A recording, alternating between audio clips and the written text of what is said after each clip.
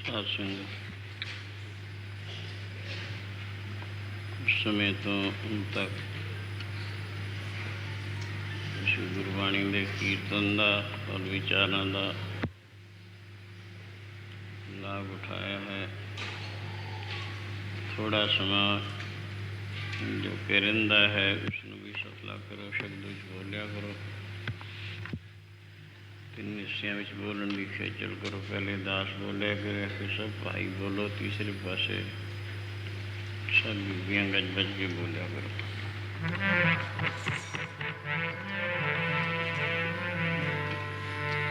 शरण करे दरबारे स्वामी, शरण करे दरबारे, शरण करे दरबारे, शरण करे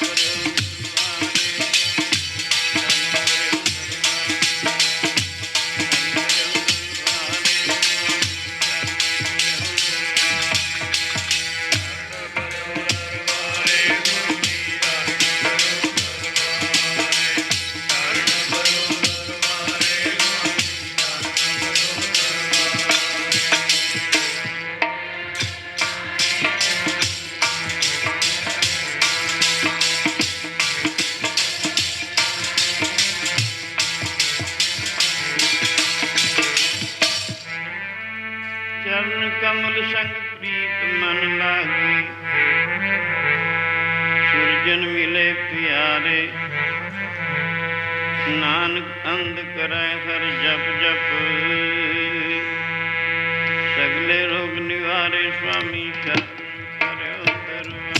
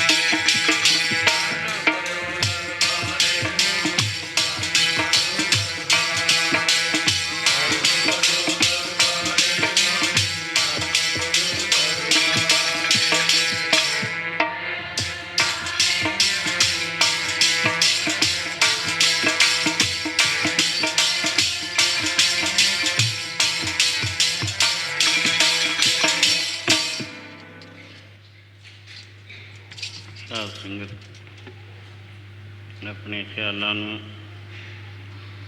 ਬਾਹਰੋਂ ਰੋਕਣ ਦੀ ਖੇਚਲ ਕਰੋ। ਪੂਰਾ ਧਿਆਨ ਸ਼ਬਦ ਔਰ ਵਿਚਾਰ ਵੱਲ ਹੋਵੇ। ਬਚਪਨ ਤੋਂ ਬਾਅਦ ਜੋ ਅਗਲੀ ਅਵਸਥਾ ਆਉਂਦੀ ਹੈ ਉਸਨੂੰ ਅੱਛੀ ਬਣਾਉਣ ਵਾਸਤੇ ਅੱਛੀਆਂ ਪੜ੍ਹਾਈਆਂ ਐਜੂਕੇਸ਼ਨ ਹਾਸਲ ਕਰਦਾ ਹੈ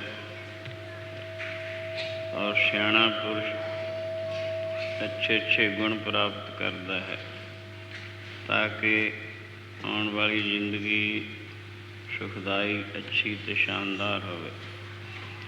ਉਸ ਤੋਂ ਬਾਅਦ ਯੁਵਾ ਅਵਸਥਾ ਆਉਂਦੀ ਹੈ। ਉਸ ਅਵਸਥਾ ਦੇ ਵਿੱਚ ਖੇਤੀ ਪੱਤੀ, ਨੌਕਰੀ ਚਾਕਰੀ, ਵਣਜ ਵਪਾਰ ਆਦਿ ਅੱਛੇ ਕਰਤੱਵ ਕਰਦਾ ਹੈ, ਧਨ ਕਮਾਉਣ ਦੀ ਕੋਸ਼ਿਸ਼ ਕਰਦਾ ਹੈ ਤਾਂ ਕਿ ਪਿਛਲੀ ਉਮਰ ਵਿੱਚ ਜਦੋਂ ਸਰੀਰ ਨਿਰਬਲ ਹੋ ਜਾਂਦਾ ਹੈ, ਕਮਜ਼ੋਰ ਹੋ ਜਾਂਦਾ ਹੈ, ਕੁਛ ਕਰਨ ਦੇ ਯੋਗ ਨਹੀਂ ਰਹਿ ਜਾਂਦਾ, ਬੈਠ ਕੇ ਸਮਾਂ ਸੁੱਖ ਨਾਲ ਗੁਜ਼ਰੇਗਾ। ਉਸ ਤੋਂ ਬਾਅਦ ਸਮਝਦਾ ਕੁਛ ਨਹੀਂ, ਪਰ ਜਦੋਂ ਔਧ ਪੂਰੀ ਹੁੰਦੀ ਹੈ ਇਸ ਤੋਂ ਬਾਅਦ ਵੀ ਕੋਈ ਜੀਵਨ ਹੈ, ਮਰਨ ਤੋਂ ਬਾਅਦ ਵੀ ਕੋਈ ਜੀਵਨ ਹੈ। ਜਿਸ ਜੀਵਨ ਨੂੰ ਸੁਹੇਲਾ ਸੁਖਦਾਈ ਕਰਨ ਵਾਸਤੇ ਜਾਂ ਸਵਾਰਨ ਵਾਸਤੇ ਆਮ ਲੋਕ ਤਾਂ ਨਹੀਂ ਜਾਣਦੇ, ਪਰ ਸਾਨੂੰ ਗੁਰੂ ਜੀ ਸਿੱਖਿਆ ਦਿੰਦੇ ਹਨ। ਜਿਹੜੇ ਪ੍ਰੇਮੀ ਜੋ ਗੁਰੂ ਸ਼ਰਨ ਵਿੱਚ ਆ ਕੇ ਇੱਥੇ ਆਪਣੀ ਜ਼ਿੰਦਗੀ ਵਿੱਚ ਗੁਰਮਤਿ ਅਨੁਸਾਰ ਨਾਮ ਦਾ ਇਸ਼ਨਾਨ, ਸਤਕਰਮਾਂ ਦਾ ਮਜਮੂਆ ਇਕੱਠਾ ਕਰਦੇ ਹਨ, ਉਹ ਅਗਲੀ ਜ਼ਿੰਦਗੀ ਜਿਸ ਨੂੰ ਪਰਲੋਕ ਕਹਿੰਦੇ ਹਨ, ਆਖਵਤ ਕਹਿੰਦੇ ਹਨ, ਅਗਲੀ ਦੁਨੀਆ ਕਹਿੰਦੇ ਹਨ, ਉਹਦੇ ਵਿੱਚ ਵਸਣਾ ਸੌਖਾ ਹੈ, ਉਹਨੂੰ ਸ਼ਾਨਦਾਰ ਬਣਾ ਲੈਂਦਾ ਹੈ। ਇਸ ਵਾਸਤੇ ਹੀ ਹਜ਼ੂਰ ਗੁਰੂ ਅਰਜਨ ਦੇਵ ਮਹਾਰਾਜ ਸਾਨੂੰ ਇਉਂ ਸਿੱਖਿਆ ਦਿੰਦੇ ਹੈ। ਇਹਾਂ ਖਾਟ ਚਲੋ ਹਰ ਨਹਾਇਆ ਗੇ ਵੇਲਾ,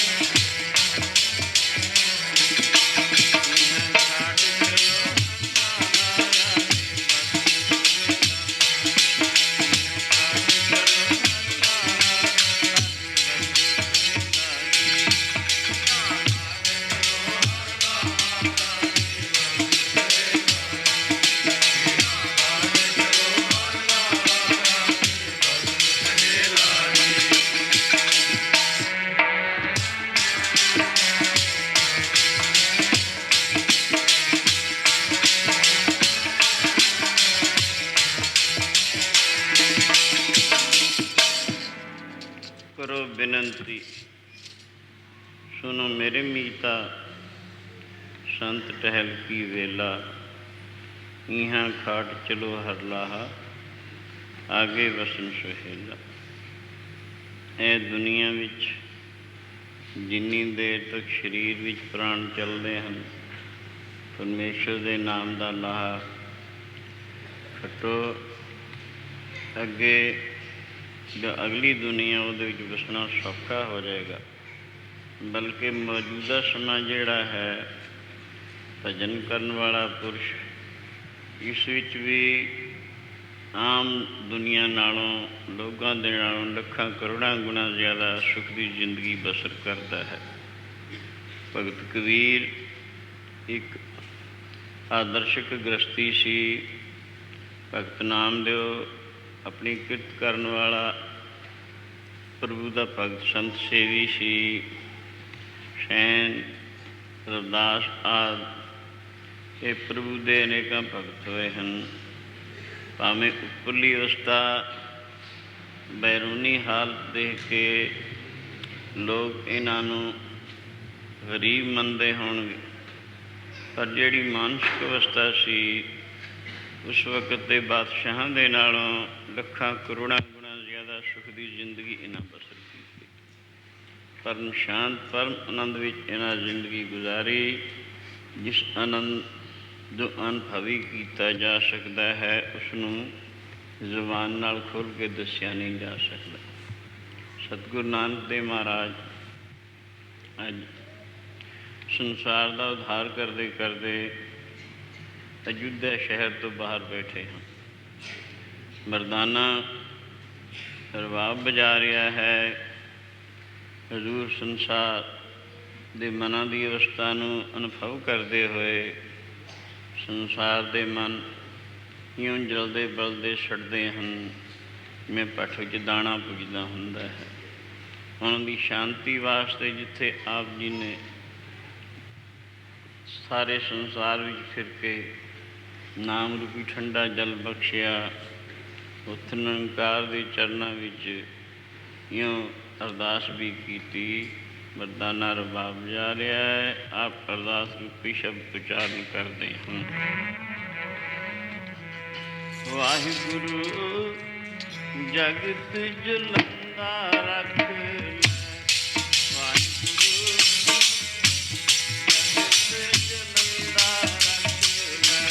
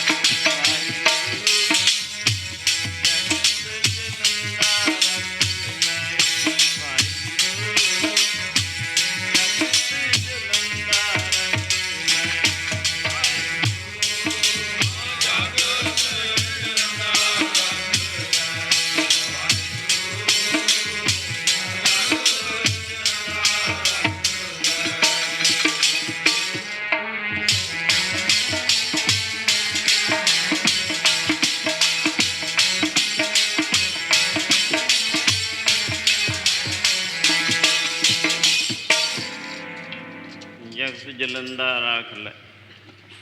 अपनी कृपा तहार जित द्वारे उभरै तिते लियो उबार। सतगुर सुख विखा लिया सतगुर शब्द विचार। हर बिन कोय न दिसे नानक कोय न सूझे हर बिन बख्शनहार। यूँ गुरु बाबा जी ने बार बार अलाप के शब्द का उच्चारण किया। मरदाने ने रबाब बजाया। संसार दे मना की हालत बाबा देखे ध्यान थर। जलती सब पृथ्वी दिस आई। बाबा संसार की मानसिक हालत नूं अंदरों निगाह मार के वेखदा है। सारे संसार दे मानियों छड़दे बलदे जलदे नज़र आ रहे हैं। मैं पठ विच दाना पुजदा है। यूँ एक दफ़ा गुरु अंगद देव दूसरे पातशाह महाराज की हजूरी विच कुछ सिखां ने अरदास की। गरीब नवाज मन हर वक्त ही जलदा बलदा सड़दा रहिंदा है। इसका कोई उपाय, इसका कोई जतन, इसका कोई शांत करने का तरीका। गुरु जी ने दृष्टांत दे के फरमान किया। एक बन है, उस बन विच बहुत किस्म के जानवर रहंदे हैं। उसके नज़दीक एक ठंडे जल की नदी वगदी है। उस बन नूं 4 चफेरियों अग लग जाती है। जितने जंगली जानवर हैं सब उस अग नाल सड़ सड़ के भुज के लू हो के बिचे मरते हैं। कोई कोई पुरुषार्थी जानवर उस सड़दी बलदी अग विचों छाला मार के नज़दीक ही जो कि ठंडे जल की नदी वगदी है वो चुभियाँ लगाता है, वो शांत प्राप्त करता है। बाकी तो सारे ही उस अग विच सड़ के लू हो के दुखी हो के मर जाते हैं। इसी तरह संसार एक बन है। इस दे विच जितने आदमी मानो बनते जंगली जानवर हैं, इसनों काम क्रोध अहंकार की अग लगी हुई है। जिस करके मन जलते बलते सड़ते नज़र आउंदे हैं। पैंदे ते सड़ते ने अग्नि दियां नदियां दे विच।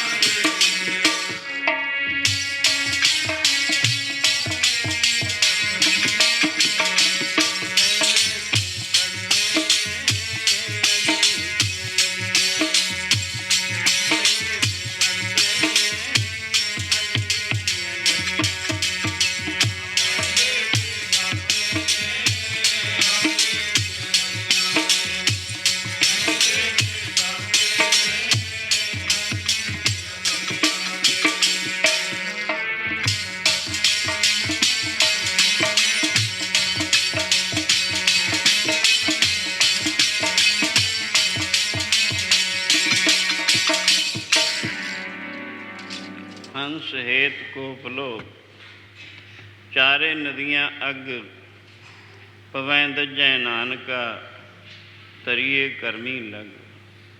काम को लोम, ਇਹ ਅੱਗ ਦੀਆਂ ਨਦੀਆਂ ਇਹ ਮਨ ਨੂੰ ਸਾੜਦੀਆਂ ਹਨ। ਬਾਹਰੋਂ ਭਾਵੇਂ ਇਹ ਪ੍ਰਤੀਤ ਨਹੀਂ ਹੁੰਦੀਆਂ, ਲੇਕਿਨ ਮਨ ਨੂੰ ਸਾੜਨ ਵਾਲੀਆਂ ਹਨ। ਜਿਹੜੇ ਇਹਨਾਂ ਵਿੱਚ ਪੈਂਦੇ ਹਨ ਉਹ ਸੜਦੇ ਹਨ। ਸੋ ਦਾਵਾ ਅਗਨ ਤ੍ਰਿਣ ਸਭ ਜਾਲੇ, ਕੋਈ ਹਰਿਓ ਬੂਟ ਰਿਹੋ ਰੀ। ਇਸ ਅੱਗ ਨੇ ਸਾਰੇ ਬੂਟੇ ਸਾੜ ਛੱਡੇ ਹਨ। ਕੋਈ ਕੋਈ ਬੂਟਾ ਟਹਿਕਦਾ ਨਜ਼ਰ ਆਉਂਦਾ ਹੈ। ਇਸ ਤੋਂ ਬਚਣ ਵਾਸਤੇ ਇਨਸਾਨ ਧਨ ਦੀ ਇਕੱਤਰਤਾ ਕਰਨ ਦੀ ਕੋਸ਼ਿਸ਼ ਕਰਦਾ ਹੈ। ਉਹ ਬਹੁਤ ਸਾਰੇ ਅੱਛੇ ਅੱਛੇ ਮਕਾਨਾਤ ਬਣਾਉਣ ਦੀ ਕੋਸ਼ਿਸ਼ ਕਰਦਾ ਹੈ। ਅੱਛੀਆਂ ਮੋਟਰਾਂ ਆਦਿ ਹੋਰ ਭੁੰਨ ਰੱਖਣ ਦੀ ਕੋਸ਼ਿਸ਼ ਕਰਦਾ ਹੈ। ਪੁੱਤਰ ਧੀਆਂ ਆਦਿ ਹੋਣ ਇਹਨਾਂ ਦੀ ਕੋਸ਼ਿਸ਼ ਕਰਦਾ ਹੈ। ਪਰ ਐਸਾ ਕੁਛ ਹੋਣ ਦੇ ਬਾਵਜੂਦ ਵੀ ਇਹ ਨਦੀਆਂ ਇਹੀਆਂ ਜਿਹੀਆਂ ਹਨ, ਅੰਦਰ ਹੀ ਅੰਦਰ ਇਸ ਨੂੰ ਸਾੜੀ ਹੀ ਜਾਂਦੀਆਂ।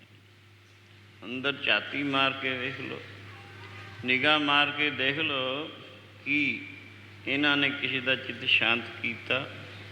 ਜਿਨ੍ਹਾਂ ਪਦਾਰਥਾਂ ਦੇ ਨਾਲ ਇਹ ਮਨ ਨੂੰ ਸ਼ਾਂਤ ਕਰਨਾ ਚਾਹੁੰਦਾ ਹੈ, ਉਹ ਤਾਂ ਬਲਕਿ ਜ਼ਿਆਦਾ ਅਸ਼ਾਂਤ ਕਰਨ ਵਾਲੇ ਹਨ। ਕਿਉਂ? ਪਦਾਰਥਾਂ ਦੇ ਦੋ ਸੁਭਾਅ ਹਨ, ਈਸ਼ਵਰ ਵੱਲੋਂ ਰੱਖੇ ਗਏ। ਇਹਨਾਂ ਦਾ ਫਲ ਅਤ੍ਰਿਪਤੀ ਔਰ ਰਾਗ ਦਵੈਸ਼ ਹੈ। ਜਿਸ ਵਸਤੂ ਦੇ ਇਹ ਦੋ ਸੁਭਾਅ ਹੋਣ, ਰਾਗ ਦਵੈਸ਼, ਨਾ ਰਾਗ ਨਾ ਪਿਆਰ ਦਾ ਹੈ, ਦਵੈਸ਼ ਨਾ ਵਿਰੋਧ ਦਾ ਹੈ, ਇਹ ਹੋਵੇ ਅਤ੍ਰਿਪਤੀ ਕਹੀਏ ਜਿਸ ਨਾਲ ਰੱਜ ਨਾ ਆਵੇ।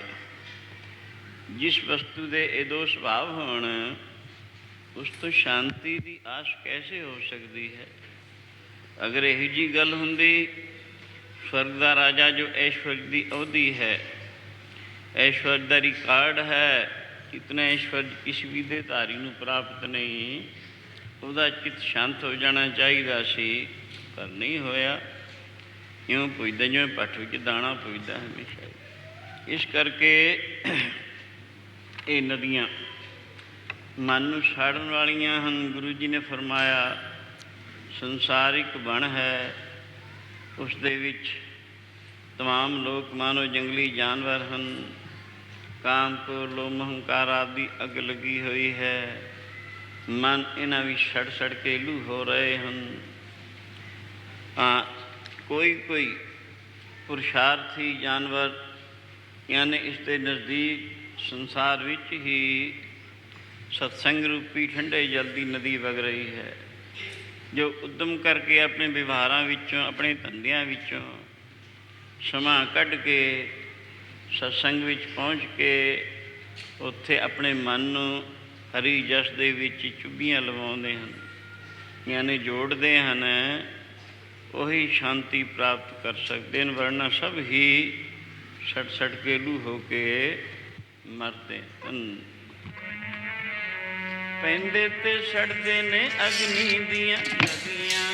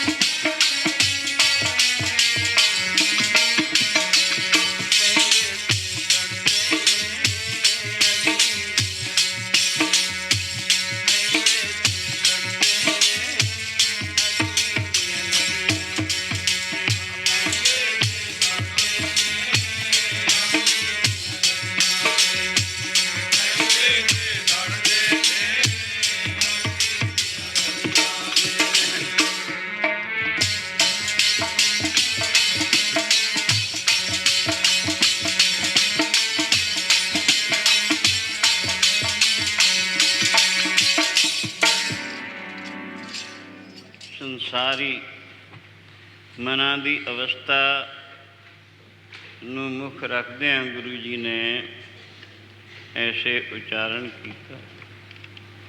ਇਉਂ ਆਪ ਜੀ ਸਾਰੇ ਸੰਸਾਰ ਦੇ ਮਨਾਂ ਦੀ ਸ਼ਾਂਤੀ ਵਾਸਤੇ ਨਿਰੰਕਾਰ ਦੀ ਦਰਗਾਹ ਵਿੱਚ ਅਰਦਾਸ ਕਰਦੇ ਨੇ। ਭਾਵੇਂ ਆਪ ਜੀ ਨੇ ਸਾਰੀ ਜ਼ਿੰਦਗੀ ਸੱਤਾਂ ਦੀਪਾਂ ਨਵਾਂ ਖੰਡਾਂ ਵਿੱਚ ਫਿਰ ਕੇ ਸੰਸਾਰੀ ਦੁਨਿਆਵੀ ਲੋਕਾਂ ਦੇ ਮਨਾਂ ਨੂੰ ਸ਼ਾਂਤ ਕਰਨ ਵਾਸਤੇ ਹੀ ਲਗਾਈ, ਪਰ ਫਿਰ ਵੀ ਨਿਰੰਕਾਰ ਦੀ ਦਰਗਾਹ ਵਿੱਚ ਸਭ ਦੇ ਵਾਸਤੇ ਇਉਂ ਪ੍ਰਾਰਥਨਾ ਕਰਦੇ ਹਨ। ਵਾਹਿਗੁਰੂ ਜਗਤ ਜਲੰਦਾ ਰੱਖ ਲੈ, ਵਾਹਿਗੁਰੂ ਜਗਤ ਜਲੰਦਾ ਰੱਖ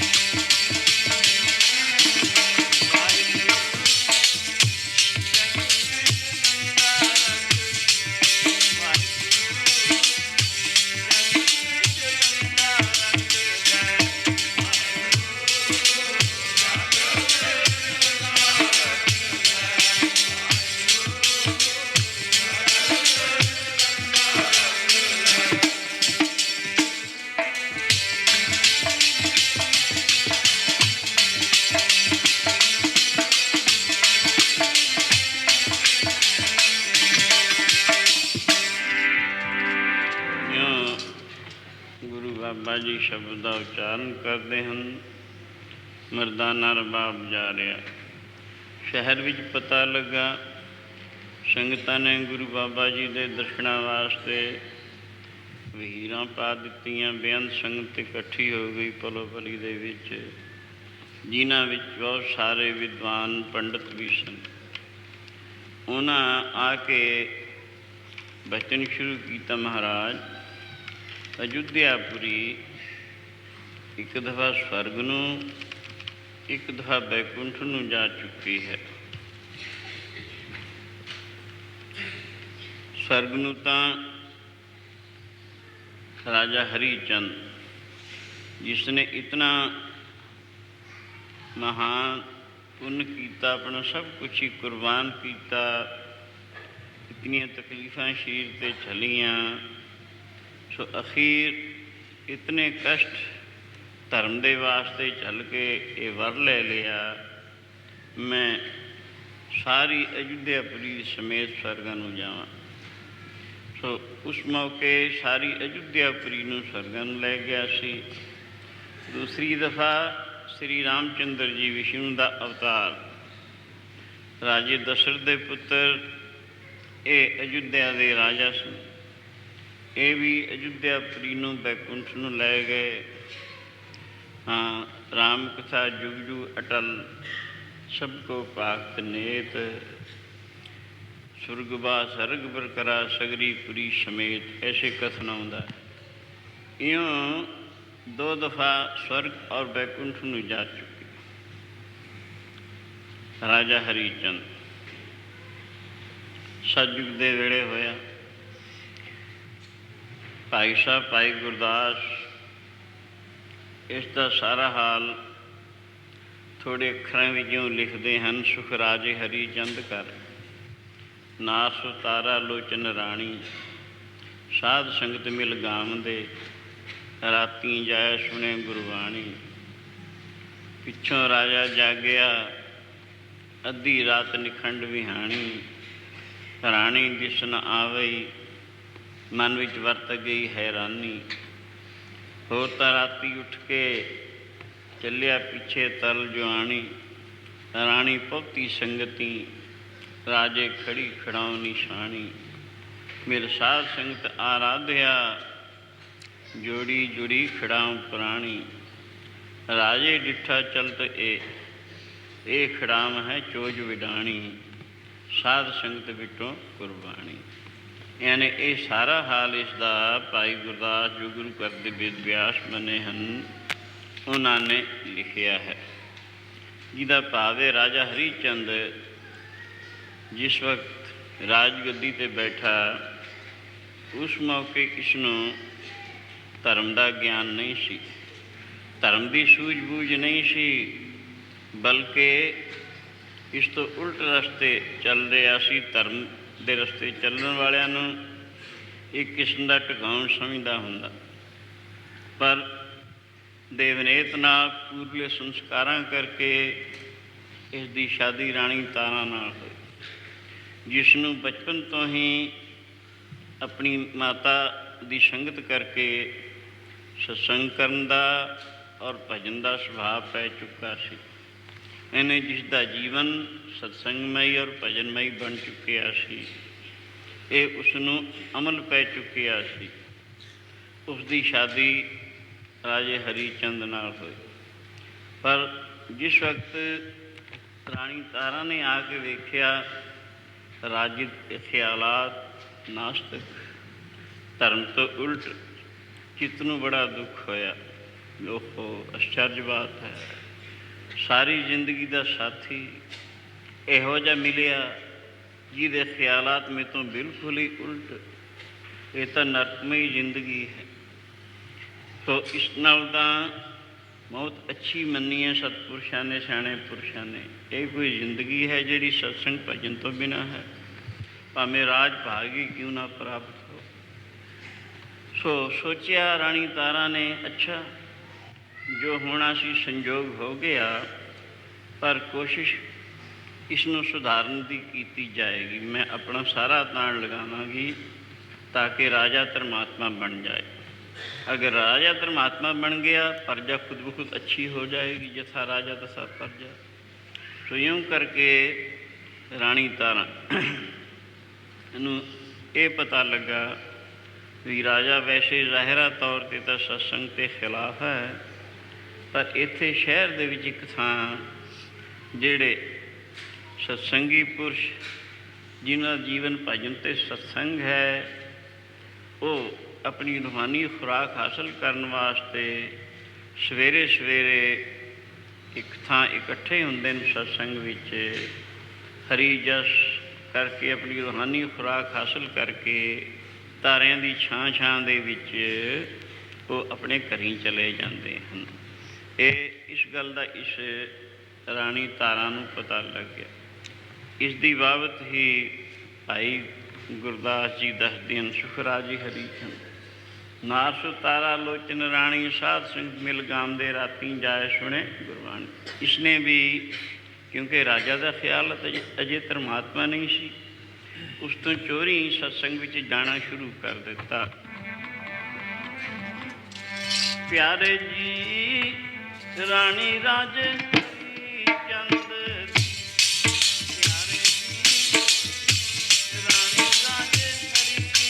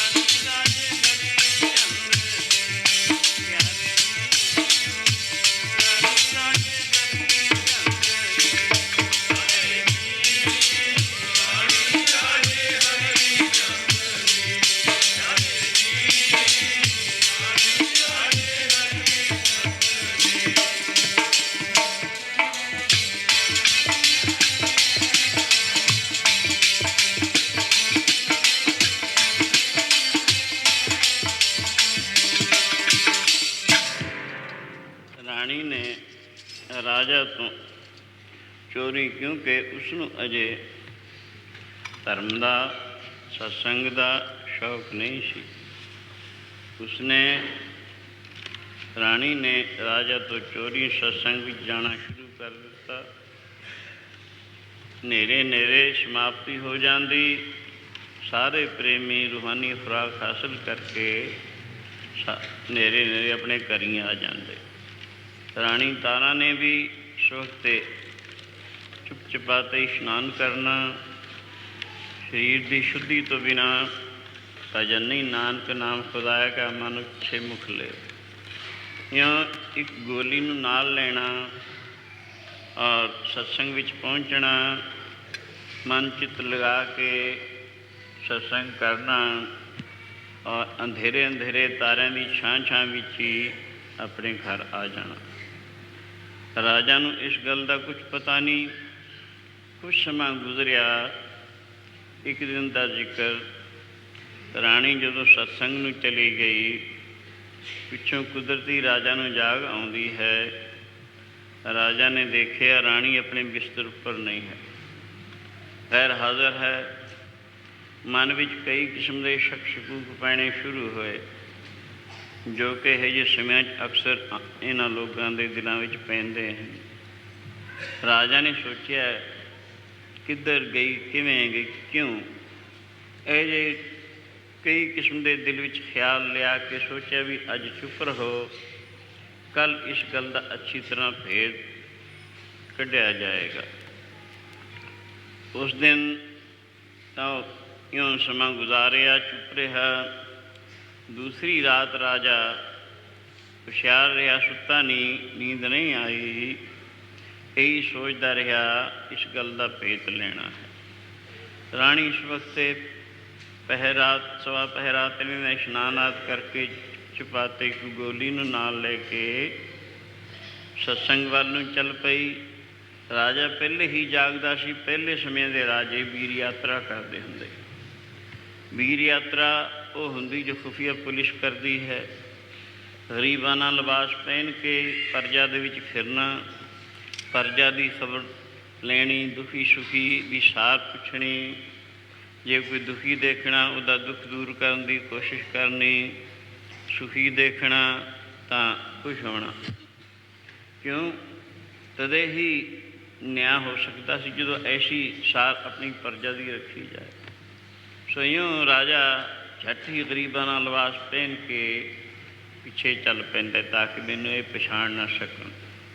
ਆਹਿਸਤਾ ਆਹਿਸਤਾ ਰਾਣੀ ਆਪਣੀ ਗੋਲੀ ਦੇ ਸਮੇਤ ਸਤਸੰਗ, ਜਿੱਥੇ ਹਰੀ ਕੀਰਤਨ ਹੋ ਰਿਹਾ ਸੀ ਆਪਣੇ ਇਸ਼ਟ ਦੇਵ ਦੇ ਅੱਗੇ, ਸਾਰੇ ਪ੍ਰੇਮੀ ਬੈਠੇ ਹਨ। ਇੱਕ ਪਾਸੇ ਭਾਈ ਲੋਕ ਬੈਠੇ ਹਨ, ਇੱਕ ਤਰਫ ਮਾਈ ਲੋਕ ਬੈਠੇ ਹਨ। ਸਿੱਧ ਇੱਕ ਰਸ, ਸਭ ਦੀਆਂ ਸੁਰਤਾਂ, ਸਭ ਦੇ ਖਿਆਲ ਟਿਕੇ ਹਨ। ਸਮਾਧਿਸ਼ਟ ਅਵਸਥਾ ਵਿੱਚ ਹਰੀ ਕੀਰਤਨ ਦਾ ਆਨੰਦ ਮਾਣ ਰਹੇ ਹਨ।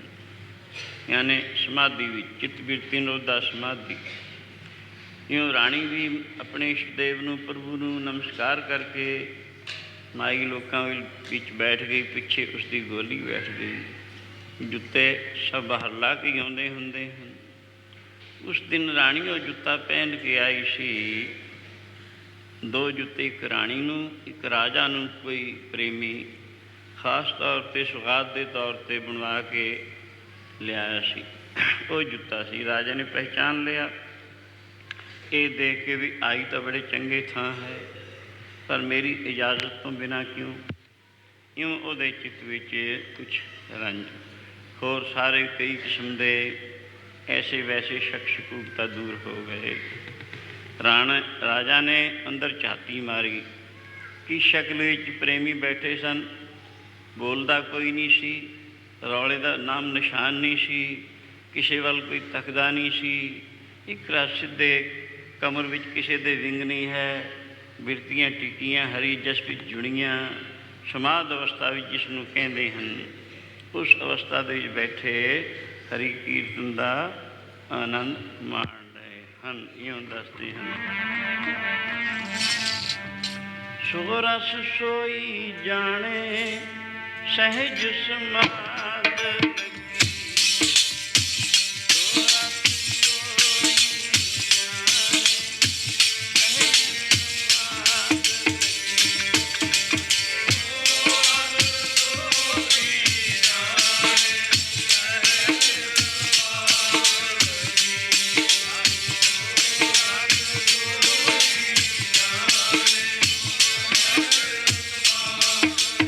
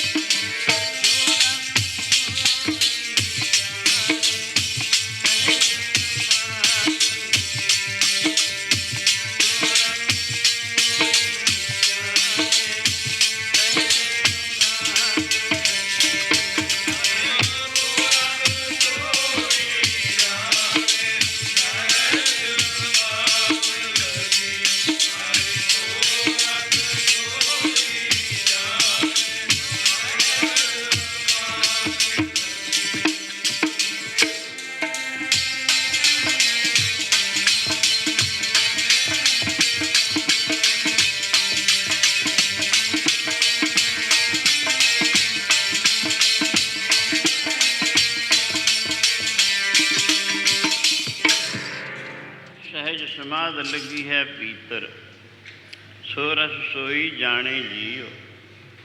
समाध चित्त दीआं चार बिरतियां हैं, राजसी बिरती, तामसी बिरती, शांति बिरती, ब्रह्माकार बिरती। इन्हां दा वेरवा किवें है?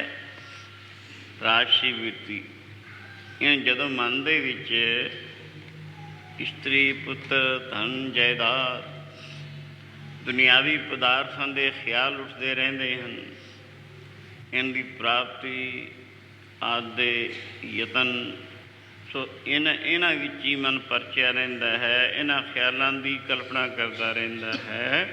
इसनूं राजसी बिरती कहते हैं। जिग्यासू ने यह भी त्यागनी।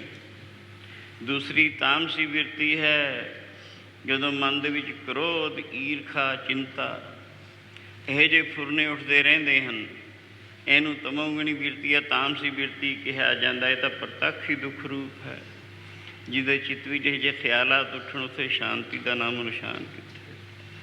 तीसरी बिरती है शांत की बिरती है, सतोगुणी बिरती। उहदे विच वैराग, एकाग्रता और शांति होया करती है। दुनिया के ब्रह्मलोक तक के पदार्थ उन्होंने असत जड़ दुख रूप जान के उन्होंने तो बिरती उची करनी, इनू वैराग कहते हैं। एकाग्रता भजन दे विच मन का स्थित होना, एकाग्र होना, लिवलीन होना। सो इस लिवलीन होने करके मन अवश्य शांत होया करता है। मन दे विच राजसी तामसी बिरतियां जदों ना उठण, बाणी विच मन लग्या है, कीर्तन विच मन लग्या है, सिमरन विच मन लग्या है, इस तरीके से जदों मन सतोगुणी बिरती जदों इसनूं प्राप्त है, ये सतोगुणी बिरती कहलाउंदी है, सुख स्वरूप है। इस तो अगे चौथी बिरती ब्रह्माकार बिरती है।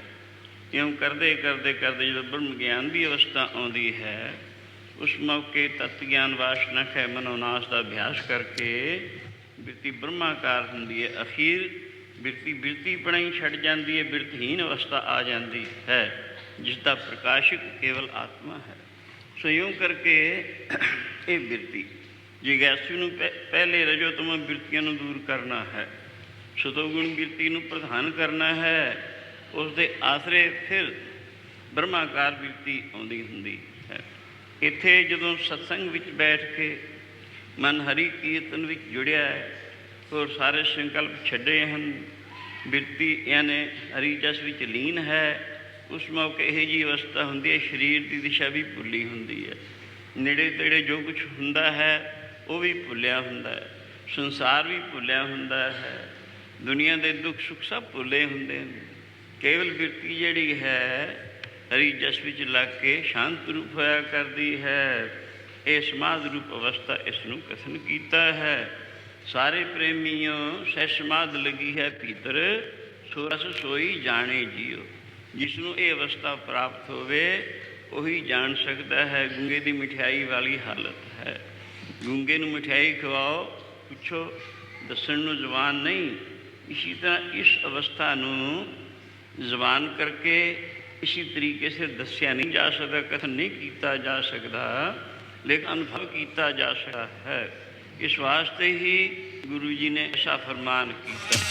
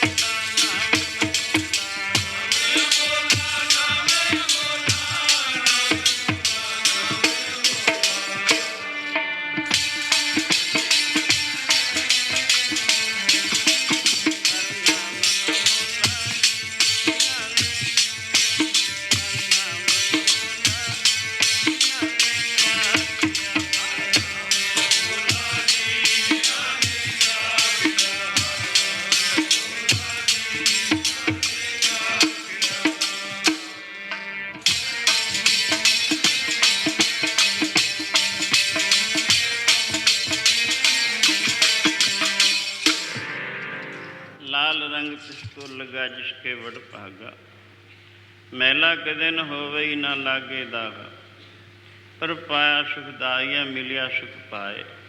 सह समाना भीतरे छोड़िया ना जाए। सो जाने जिन चाख्या हर नाम अमोला। कीमत कही न जाइया क्या कह मुख बोला। हरस का तू चाखें साध चाख तो होए रहें विस्माद। हरस की कीमत कही न जाए। हरस साधु हाट समाए। इस आनंद ਨੂੰ ਉਹੀ ਜਾਣਦਾ ਜੋ ਇਸ ਨੂੰ ਪ੍ਰਾਪਤ ਕਰੇ। ਜਿਉਂ ਸਾਰੀ ਸੰਗਤ ਸਤ ਵਿੱਚ ਬੈਠੀ ਆਪਣੇ ਪ੍ਰਭੂ ਦੀ ਹਜ਼ੂਰੀ ਵਿੱਚ ਸਤੋਗੁਣੀ ਬਿਰਤੀਆਂ ਸ਼ਾਂਤ ਬਿਰਤੀਆਂ ਹਨ। ਸਹਿ ਸਮਾਧ ਦੇ ਵਿੱਚ ਆਨੰਦ ਮਾਣ ਰਹੇ ਹਨ। ਰਾਜਾ ਨੇ ਅੰਦਰ ਝਾਤੀ ਮਾਰੀ। ਉਹ ਸਤੋਗੁਣੀ ਦਾ ਅਸਰ, ਕਿਉਂਕਿ ਪਰਮਾਣੂਆਂ ਵਿੱਚ ਵੀ ਅਸਰ ਹੋਇਆ ਕਰਦਾ ਹੈ, ਸੋ ਉਹਦਾ ਅਸਰ ਰਾਜਾ ਦੇ ਮਨ ਦੇ ਉੱਪਰ ਵੀ ਪਏ ਬਿਨਾਂ ਰਹਿ ਨਾ ਸਕਿਆ। ਉਹਦੇ ਮਨ ਉੱਪਰ ਵੀ ਸਤੋਗੁਣੀ ਦਾ ਅਸਰ ਪਿਆ ਹੈ। ਸੋਚਿਆ ਰਾਣੀ ਆਈ ਤਾਂ ਚੰਗੇ ਥਾਂ, ਪਰ ਮੇਰੀ ਆਗਿਆ ਤੋਂ ਬਿਨਾਂ। ਖੈਰ ਇਹ ਜਾਣ ਕੇ ਉਸਨੇ ਉਸਦੇ ਜੁੱਤੇ ਨੂੰ ਪਹਿਚਾਣਿਆ ਵੀ ਫਲਾਂ ਸ਼ਖਸ ਲਿਆ ਸੀ। ਇੱਕ ਪਾਂਗ ਜੁੱਤੇ ਦੀ ਉਠਾ ਲਈ, ਉਠਾ ਕੇ ਰੁਮਾਲ ਵਿੱਚ ਲਪੇਟ ਕੇ ਲਿਆ ਕੇ ਰਾਜਾ ਤੋਂ ਉੱਥੇ ਮੁੜਿਆ ਆ। ਆਪਣੇ ਖਾਸ ਥਾਂ ਕਿਤੇ ਲੁਕੋ ਕੇ ਰੱਖ ਦਿੱਤਾ। ਇਸ ਬਹਾਨੇ ਪੁੱਛਿਆ ਜਾਏਗਾ। ਜਦੋਂ ਇੱਧਰ ਸਮਾਪਤੀ ਹੋਈ ਹਰੀ ਕੀਰਤਨ ਦੀ ਅਰਦਾਸ ਤੋਂ ਬਾਅਦ ਸਾਰੀ ਸੰਗਤ ਆਪਣੇ ਆਪਣੇ ਜੁੱਤੇ ਪਹਿਨਣ ਲੱਗੀ। ਅੱਜ ਪਹਿਲਾ ਦਿਨ ਹੈ। ਰਾਣੀ ਦਾ ਜੁੱਤਾ ਗੈਰ ਹਾਜ਼ਰ ਹੈ, ਗੁੰਮ ਹੈ। ਭਾਵੇਂ ਉਹਦੇ ਵਿੱਚ ਬਹੁਤ ਕੀਮਤੀ ਹੀਰੇ ਆਦਿ ਜੜੇ ਹੋਏ ਸਨ ਅਤੇ ਇਹਨਾਂ ਗੱਲਾਂ ਦੀ ਪਰਵਾਹ ਤਾਂ ਕੋਈ ਨਹੀਂ ਸੀ। ਤਾਂ ਰਾਣੀ ਨੂੰ ਇਸ ਗੱਲ ਦਾ ਖਿਆਲ ਜ਼ਰੂਰ ਸੀ, ਅਗਰ ਰਾਜਾ ਨੇ ਇਸ ਜੁੱਤੇ ਦੇ ਬਹਾਨੇ ਮੈਨੂੰ ਸਤਸੰਗ ਤੋਂ ਰੋਕ ਦਿੱਤਾ, ਮੈਂ ਤਾਂ ਉਸ ਦਾ ਸੁਧਾਰ ਕਰਨਾ ਚਾਹੁੰਦੀ ਹਾਂ, ਉਲਟਾ ਮੈਨੂੰ ਵੀ ਨੁਕਸਾਨ ਨਾ ਪਹੁੰਚੇਗੀ। ਬਿਹਤਰ ਹੈ ਸਤਸੰਗ ਵਿੱਚੋਂ ਚਾਰੇ ਪਦਾਰਥ ਮਿਲਦੇ ਹਨ। ਤਾਂ ਤੇ ਸਾਰੇ ਪ੍ਰੇਮੀਆਂ ਨੂੰ ਇਕੱਠੇ ਕਰਕੇ ਰਾਣੀ ਨੇ ਫਿਰ ਉਸ ਕਮਰੇ ਵਿੱਚ ਆਪਣੇ ਪ੍ਰਭੂ ਦੀ ਹਜ਼ੂਰੀ ਵਿੱਚ ਇਕੱਤਰ ਕਰਕੇ ਪ੍ਰਾਰਥਨਾ ਕੀਤੀ, ਸਾਧ ਸੰਗਤ ਇਸ ਬਹਾਨੇ ਐਸਾ ਨਾ ਹੋ ਮੇਰਾ ਸਤਸੰਗ ਜਾਂਦਾ ਰਹੇ, ਮੇਰਾ ਜੀਵਨ ਵੀ ਬਰਬਾਦ ਹੋਵੇ। ਮੈਂ ਤਾਂ ਰਾਜਾ ਦੇ ਸੁਧਾਰ ਦੀ ਕੋਸ਼ਿਸ਼ ਕਰ ਰਹੀ ਹਾਂ। ਇਹ ਮੇਰਾ ਜੁੱਤਾ ਗੁੰਮ ਹੋ ਗਿਆ। ਉਹ ਜੁੱਤਾ ਖਾਸ ਹੈ, ਖਾਸ ਜੁੱਤੇ ਵੱਲ ਜ਼ਿਆਦਾ ਧਿਆਨ ਹੈ। ਅਗਰ ਮੇਰੇ ਤੋਂ ਪੁੱਛ ਗਿੱਛ ਹੋਈ, ਐਸਾ ਨਾ ਹੋ ਮੈਨੂੰ ਸਤਸੰਗ ਤੋਂ ਰੁਕਾਵਟ ਹੋਵੇ। ਸਾਰੀ ਸੰਗਤ ਇਸ ਗੱਲ ਨੂੰ ਮੱਦੇ ਨਜ਼ਰ ਰੱਖ ਕੇ ਅਰਦਾਸ ਕਰੋ ਆਪਣੇ ਪ੍ਰਭੂ ਦੇ ਅੱਗੇ, ਤਾਂ ਕਿ ਮੇਰਾ ਜੁੱਤਾ ਮਿਲ ਜਾਵੇ। ਸਾਰੀ ਸੰਗਤ ਨੇ ਇੱਕ ਮਨ ਹੋ ਕੇ ਔਰ ਸ਼ਰਧਾ ਦੇ ਨਾਲ ਜੋ ਅਰਦਾਸ ਕਰਨ ਦੇ ਢੰਗ ਹਨ, ਤਰੀਕੇ ਹਨ, ਉਸ ਤਰੀਕੇ ਸੇ ਅਰਦਾਸ ਕੀਤੀ। ਜਦੋਂ ਇੱਕ ਮਨ ਹੋ ਕੇ ਅਰਦਾਸ ਕੀਤੀ, ਫਲ ਕੀ ਹੋਇਆ? ਉਹ ਜੁੱਤਾ ਜੋ ਗੁੰਮ ਸੀ ਦੂਸਰੇ ਜੁੱਤੇ ਦੇ ਮੁਕਾਬਲੇ 'ਚ ਪਿਆ ਦੇਖਿਆ ਗਿਆ। ਇਉਂ ਦੱਸਦੇ ਹਨ, ਮਿਲ ਸਾਧ ਸੰਗਤ ਆਰਾਧਿਆ ਜੋੜੀ ਜੁੜੀ ਖਿਡਾਮ ਪੁਰਾਣੀ। ਜੋੜੀ ਜੁੜ ਗਈ ਹੈ ਖਿਡਾਮ ਪੁਰਾਣੀ।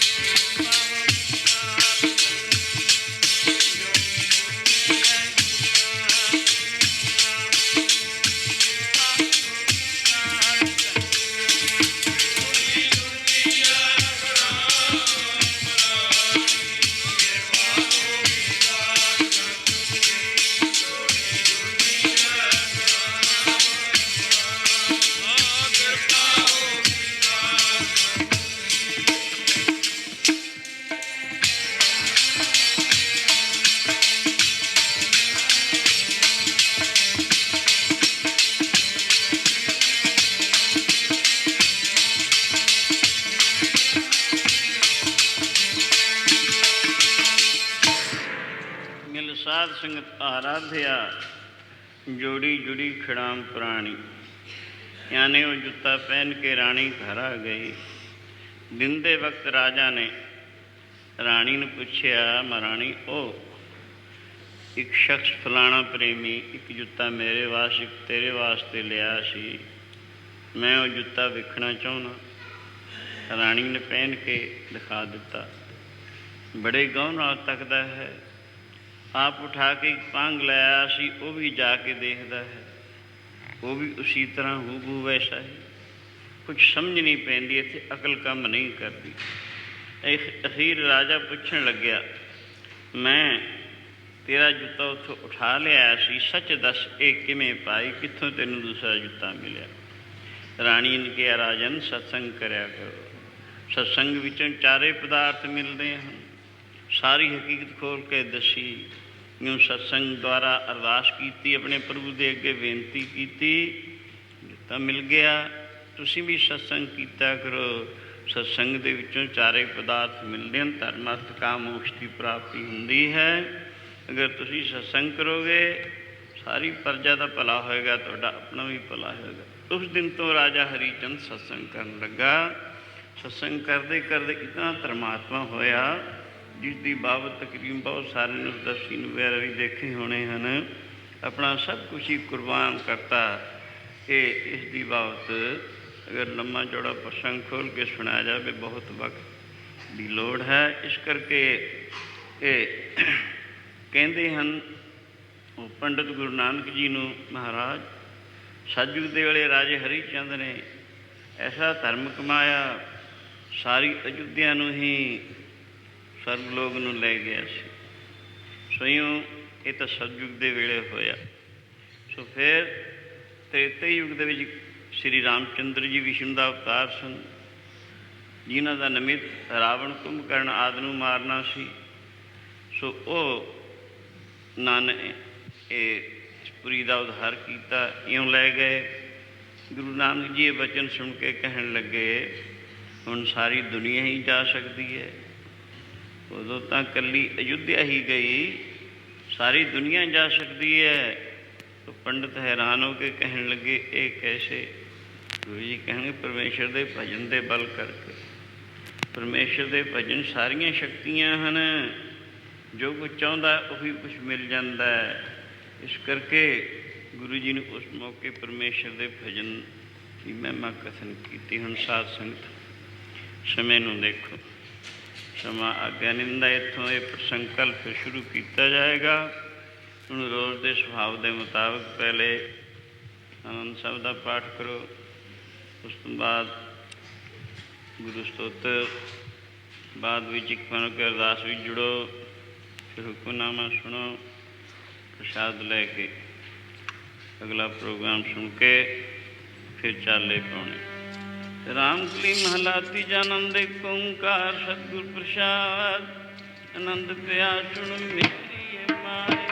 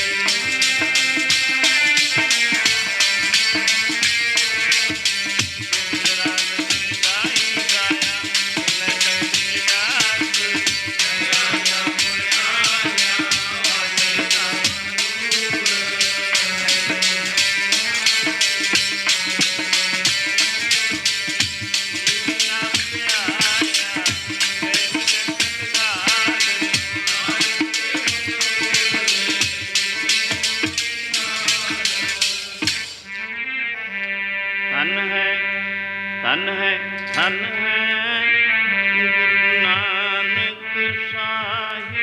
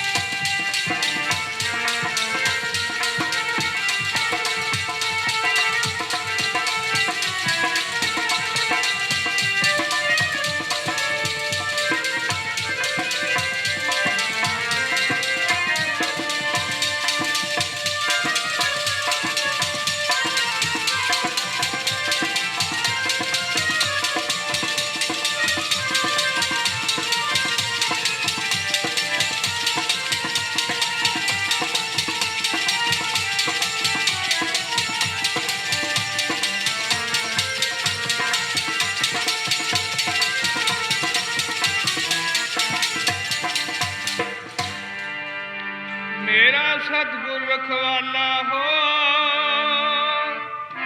ਮੇਰਾ ਸਤਿਗੁਰ ਰਖਵਾਲਾ ਹੋਆ ਧਾਰ ਕਿਰਪਾ ਪ੍ਰਭ ਹੱਸਦੇ ਰੱਖਿਆ ਹਰ ਗੋਬਿੰਦ ਦੀਵਾਨ ਰੋਆ ਪਾਪ ਗਿਆ ਪ੍ਰਭ ਆਪ ਮਿਟਾਇਆ ਜਨ ਕੀ ਲਾਜ ਰਖਾਇ ਸਾਧ ਸੰਗ ਤੇ ਸਫਲ ਪਾਏ ਸਤਿਗੁਰ ਕੈ ਬਲ ਜਾਈ ਸਤਿਗੁਰ ਕੈ ਬਲ ਜਾਈ ਹਲਤ ਪਲਤ ਪ੍ਰਭ ਦੋਵੇਂ ਸਵਾਰੇ ਹਲਤ ਪਲਤ ਪ੍ਰਭ ਦੋਵੇਂ ਸਵਾਰੇ ਹਮਰਾ ਗੁਣਿਆ ਗੁਣ ਨਾ ਵਿਚਾਰਿਆ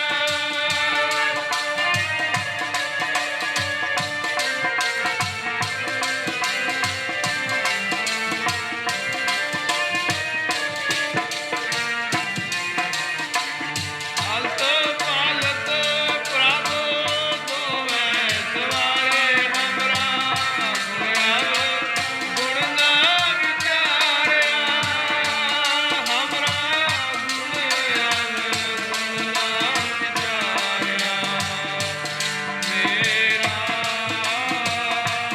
ਮੇਰਾ ਸਤਿਗੁਰ ਰਖਵਾਲਾ ਮੇਰਾ ਸਤਿਗੁਰ ਰਖਵਾਲਾ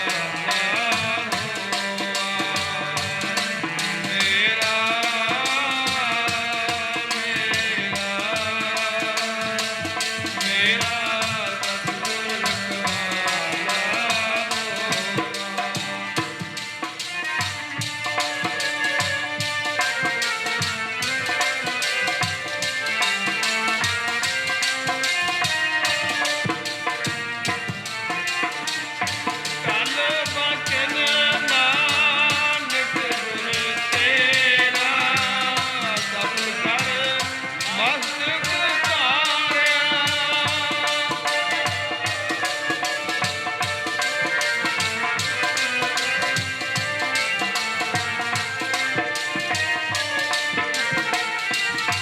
ਕੱਲ ਬਚਨ ਨਾਨਕ ਗੁਰ ਤੇਰਾ ਸਫਲ ਕਰ ਮਸਤਕ ਧਾਰਿਆ ਸਫਲ ਕਰ ਮਸਤਕ ਧਾਰਿਆ ਮੇਰਾ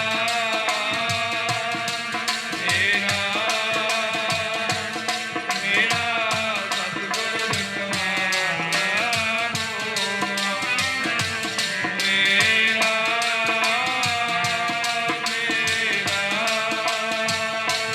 ਮੇਰਾ ਸਤਿਗੁਰ ਰਖਵਾਲਾ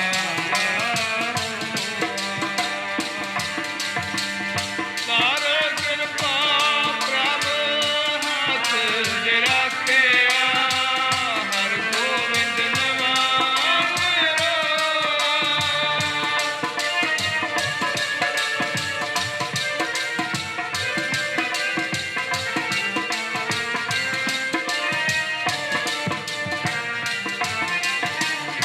ਕਰ ਕਿਰਪਾ ਪ੍ਰਭ ਹੱਥ ਦੇ ਰੱਖਿਆ ਗੋਬਿੰਦ ਨਵਾਂ ਹਰ ਗੋਬਿੰਦ ਨਵਾਂ ਮੇਰਾ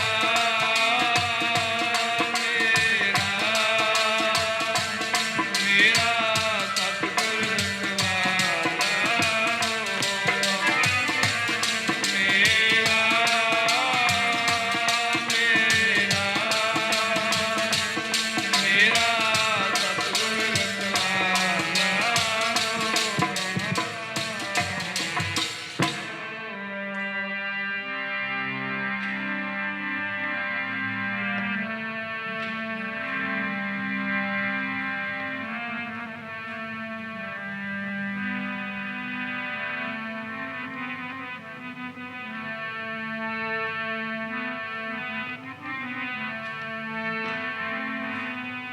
ਸਤਿਗੁਰ ਰਖਵਾਲਾ ਹੋਆ ਮੇਰਾ ਸਤਿਗੁਰ ਰਖਵਾਲਾ ਹੋਆ ਸਤਿਗੁਰ ਰਖਵਾਲਾ ਹੋਆ ਮੇਰਾ